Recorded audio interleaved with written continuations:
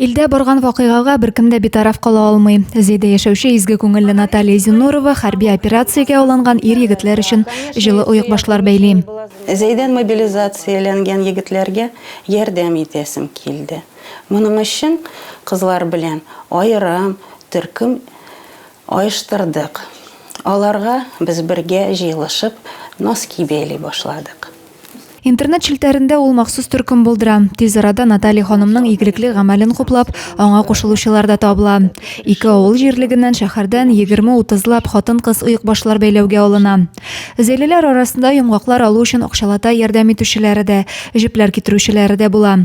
Җепләрне хәзер алар турыдан-туры җитештерүчедән кайтарталар. Сейчас у нас уже есть конкретная пряжа, пряжа крестьянка. Вот мы берем только крестьянку из Кукмара и вяжем только ею, потому что есть некоторые требования к носкам. Ребята, потому что носят носки под берцами, и они должны быть не толстые.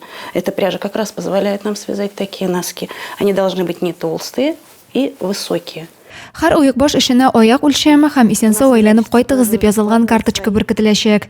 Наталья Зинурованың мәктәптә укучы балаларының сыйныфташлары хәрби хезмәткә алынган солдатларга рәсемнәр, изге теләкләр белән хатлар язып туплаганнар. Вот такие вот рисунки. Мы обязательно все будем письма сворачивать. Ни одно письмо, ни одна работа не останется неотправленной. И в каждую пару мы будем вкладывать эти работы. Үзләренең җан җылыларын кушып бәйләгән уек башларны бер урынга җыеп, гуманитар ярдәм җыю пунктына тапшырырга ниятли алар. Адилә Борһанова, Александр Тимофеев, Максим Майоров, Зей хәбәрләре.